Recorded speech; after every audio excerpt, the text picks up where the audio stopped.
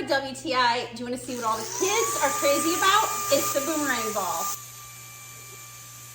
This might be the coolest thing we've seen in a while. This flying orb ball toy is by AMERFIST, but what we like to call it is the boomerang ball. Shake it to turn it on, and boomerang! Throw it forward, and it boomerangs back to you. It has lights spinning. It's safe for your kids. We love to play this outside right at dusk. In fact, the neighborhood kids come and join in on the fun until it's time to charge the battery. And then they even knock on the door the rest of the night asking if it's charged yet. But I digress. Easy for kids to catch and relaunch. There's a skill to it, and once they have it, they're the envy of their friends and parents still trying to figure it out. When it hits the floor or bounces off furniture, it does stop, and don't worry, it stops outside too. If you're looking for an amazing toy, this is it. Anyway, it's that much fun, and that's my point of view.